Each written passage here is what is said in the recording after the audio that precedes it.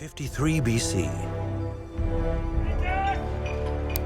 Julius Caesar was leading one of the biggest military campaigns in history, the war in Gaul. Its aim? To make Roman subjects of the tribes inhabiting the vast territory stretching from the Pyrenees to the North Sea. A campaign which led Caesar to the confluence of the rivers Seine, Marne, Oise, and Bièvre. The territory of the Parisii. They were a tribe that valued their independence and drew their strength from their location on this part of the Seine. A great deal of merchandise from north and south came through this stretch of river between Britain and Italy. A trade hub in the hands of a bunch of pesky Gauls intent on repelling the invader.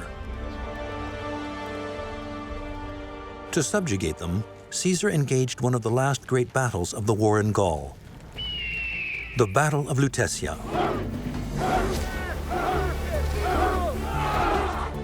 Facing his legions, the Parisii displayed fierce resistance. But attacked from all sides, they were finally defeated and hunted down to the last man.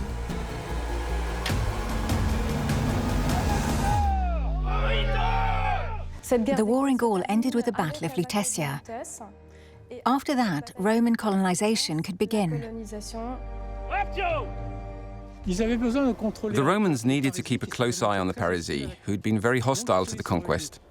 So we believe they set up a first billet to monitor river traffic on the Seine. A military presence that would shape the fate of Paris. Because now conquered, Gaul would become part of the empire. Caesar's successor, Augustus, reorganized Gaul into 4 provinces. Under the control of the Senate, Gallia Narbonensis linking Italy to Spain. And under his own control, the 3 Gauls, Gallia Aquitania, Gallia Belgica, and Gallia Lugdunensis, into which the Parisii were integrated. Provinces on which Rome would impose its mark. They needed to construct roads and all the buildings that would allow the ensemble to function. Urbanization meant Romanization. And for this, the Romans didn't use force, but a much more powerful weapon: civilization. Once they had conquered a territory by force, they soon set out to conquer the subjugated population with the Roman way of life. To turn the Gauls into perfect citizens of the empire, Lutetia would need all the assets of a Roman city: forum, temple, theater, baths, all the buildings to make the new city a symbol of Roman power for the entire region.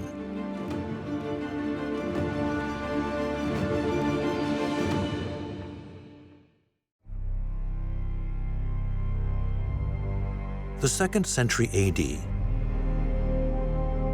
Built from the ashes of a Gaul conquered by Julius Caesar, Lutetia fulfilled its role perfectly.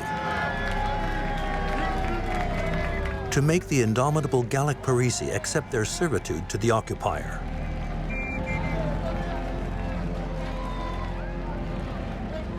A feat made possible thanks to a social policy well proven in Rome: entertainment. Entertainment was used by those with high social ranking to cement their authority. The Roman Empire was a dictatorship. We'll give you bread and games and you leave us in peace. Don't worry about anything else. Leave that to us. Shows which required the construction of new structures. In the south of the city, a stone's throw from the banks of the Seine, the theater. Long since disappeared, this edifice, inherited from ancient Greece, had a semicircular auditorium and a stage wall. In the southeast, just outside the city, the amphitheater.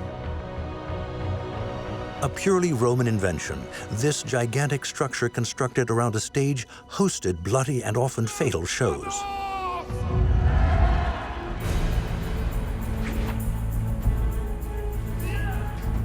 There were gladiator fights, animal hunts, fights with animals. It was used for executions, usually in the morning.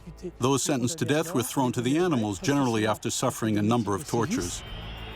It was showing to the native peoples what Rome had to offer. And it was also a political symbol of Rome, the power of Rome and the civilization of Rome.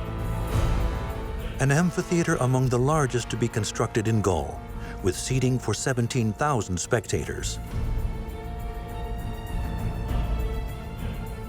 Located in the heart of the 5th arrondissement of Paris, the remains, while in exceptional condition, don't give a true idea of its original size. In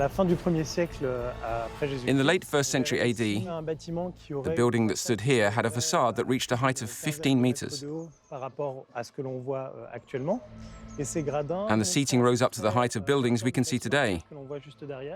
So that gives you an idea of what's missing from the edifice. Arenas that are among the jewels of Paris's heritage.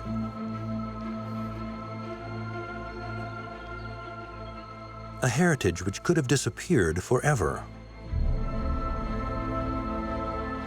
Because during more than a millennium, the ancient city sank into oblivion, buried under centuries of successive periods of construction. It wasn't until the 19th century that Roman Lutetia re-emerged from the bowels of Paris.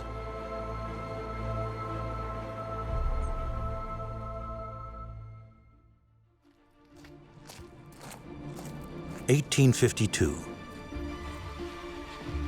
By order of the Emperor Napoleon III, Baron Haussmann embarked on the most ambitious city planning project the French capital had ever known.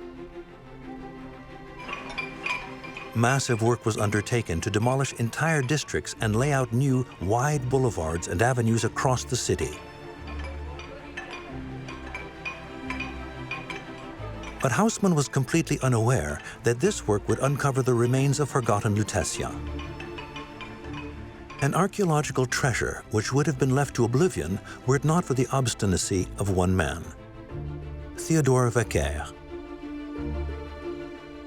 You have to imagine Paris as a massive construction site for 50 years.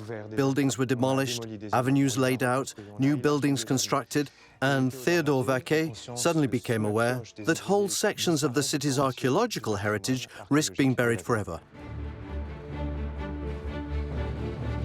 During 5 decades, this pioneer of the archaeology of Paris closely monitored demolition after demolition. He painstakingly noted more than 400 discoveries. He left an inestimable inheritance for archaeologists who would follow in his footsteps. 10,000 documents, maps, and sketches.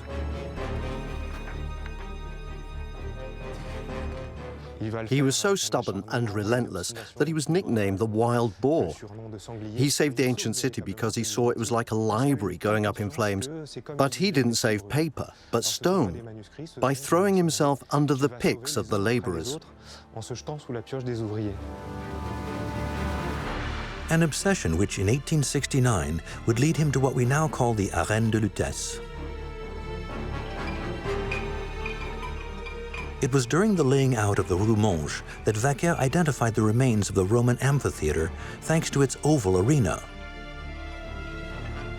But a wall with niches in it, to the east of the edifice, put him onto another lead. Théodore Vacher's proposed reconstruction shows that he realized that this was no ordinary amphitheater, closed all the way round the arena by seating. It shows a kind of horseshoe, looking onto some kind of stage, with an extremely high wall at the back to reverberate the sound to the audience in the seating.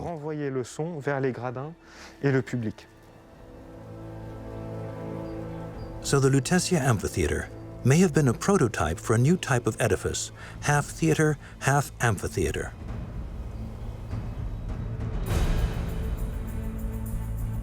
Constructed in the late 1st century AD, it is 130 meters across and 100 meters deep. All around it, a gallery allowed spectators to reach their seats through vomitoria. Two lateral corridors, each 39 meters long and 5.8 meters wide, led to the arena.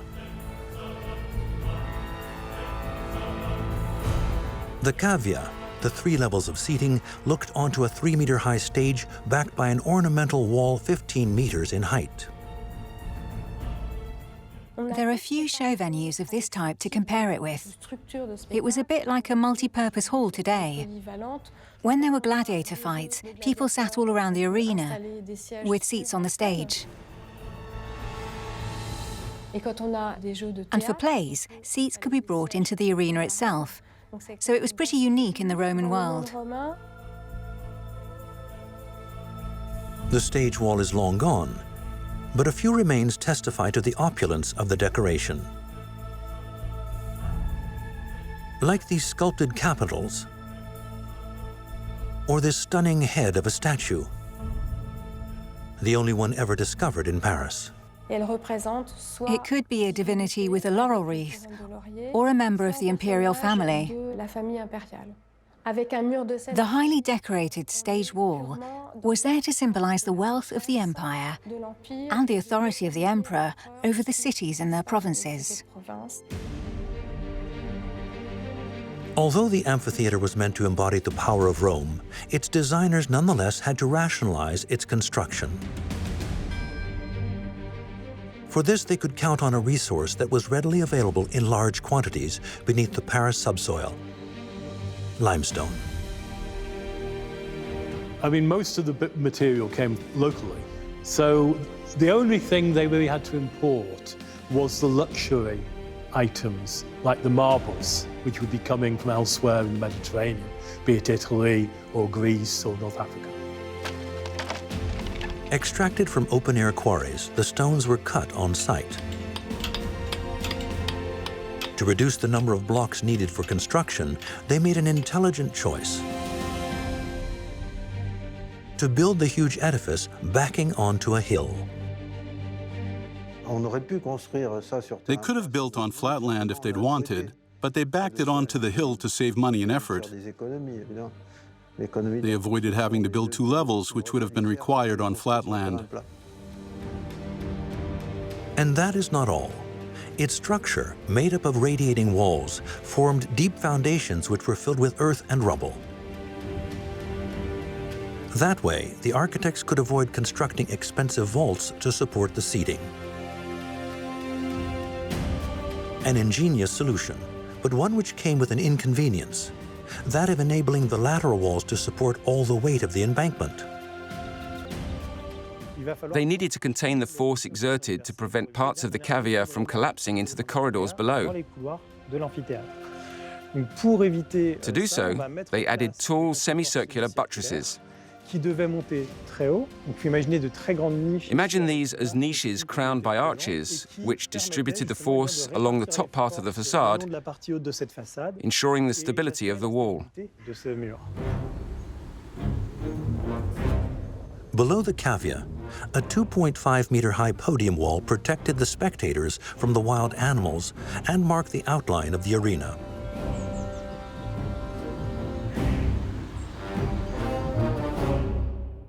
The 52 by 45-meter surface was the heart of the amphitheater. Roman arenas were originally rectangular, but this changed during the 1st century BC and they became oval. There was a good reason for this. The rectangular arena had to go because the animals would go and hide in the corners. This was no good for the show, so they cut the corners and gradually produced the ideal oval shape. A shape which also allowed the entire audience to see every part of the show. Especially the gladiator fights, the biggest attraction of all the circus games. They were the superstars of the day. Everyone knew their names, their faces were on objects, mosaics, and so on. They were very famous, and their fame spread far and wide. Superstars who were very rarely put to death. Because these athletes were a big source of revenue for the organizers of the games. So to help them avoid any nasty injuries, a temple was made available to them close to the arena.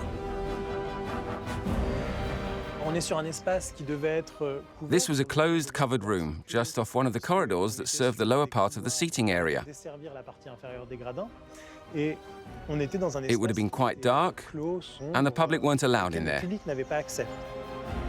At the back of the room, there is still a pedestal in a niche which probably supported the statue of a divinity who brought the gladiators good luck. There was Nemesis, for example, the goddess of vengeance, or Diana, the goddess of hunting. Divinities who were partly linked to the world of combat and hunting in the arena.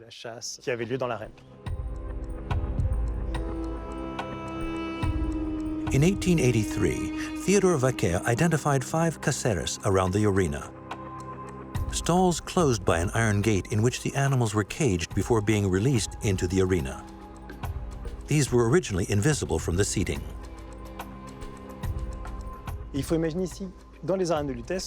have to imagine not being able to see this wall because there was another wall just in front of it, forming a service corridor. What probably happened was one of the stalls was opened, releasing the animal into the corridor, and it would gradually find its way into the arena.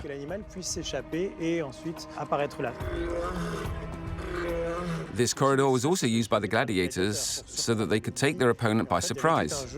All this added to the impact of the show in the arena. In Lutetia, as everywhere in the Roman world, the show extended to the seating as well. Because every rung of the social ladder was gathered in a single place for the games. So the amphitheater was a strong social marker where the elite, having reserved the best seats, imposed its authority.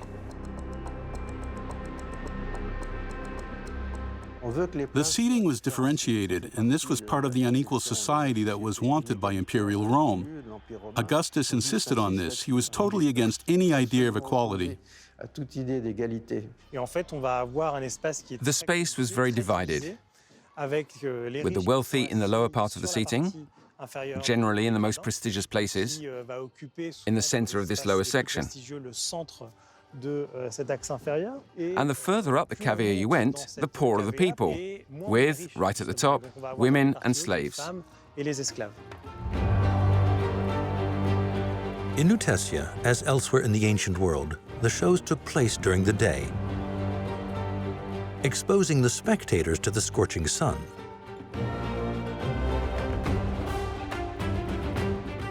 To solve this problem, the Romans invented an ingenious system, the last remaining trace of which is this stone, pierced with a hole of 20 centimeters in diameter, discovered during the excavations in 1883. A tall mast was inserted into this hole, and from it extended a web of ropes supporting huge canvas sheets, the vellum.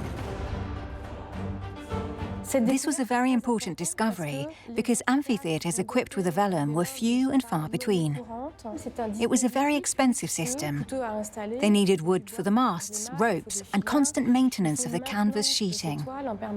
These would then be manoeuvred, usually by people with a sailing background, even from the Roman Navy, because they were used to doing it on ships. A complex system, the last secrets of which are yet to be understood. The last thing to reconstruct, and this was what flummoxes archaeologists and architects, is the machinery needed to operate the sheeting. How was it unfurled and retracted? You can come up with suggestions, but there are no actual traces left anywhere. With its amphitheater, Lutetia became one of the Roman cities of Gaul with the most important monuments. It drew people from surrounding areas and reached a population of almost 15,000 inhabitants.